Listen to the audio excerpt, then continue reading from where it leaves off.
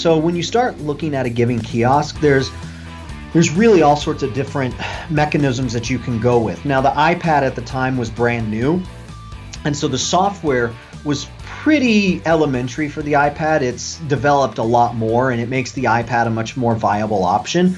But at the time, it was new, and so pretty much your main go-to was going to be a full computer, and that's still actually the best solution for a lot of folks, just because of the horsepower that a computer provides, the dependability that a computer can provide, given you have the right settings, the right configuration for your machine, and then quite honestly, the screen size. So when you're doing an iPad or a tablet, you're limited to the screen size, whereas if you're doing an actual computer, you can get a larger touch screen.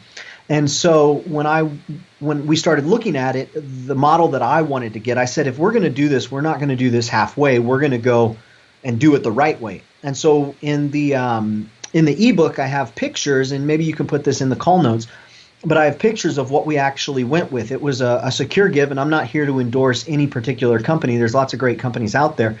The one that was kind of the leader at the time was Secure Give.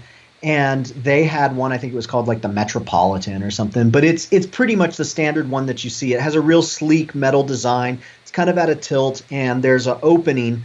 So it's a fully illustrated body, and then there's an opening for your touch screen. And it was about $5,000, and I had to do some work on saying, this is how much money I believe it will bring in. This is what it's going to cost us in transaction fees. This is how it's going to be different than what we're currently paying in transaction fees, and I had to work with our accounting department to figure all that stuff out. So there wasn't really any pushback as far as the idea went. There was pushback as far as, is this a wise investment? And I talk all about, we can dive into that more here, but I go into more itemized, looking at the investment piece and how to, kind of account for that in the ebook, if people want more of a step-by-step, how to think through this piece.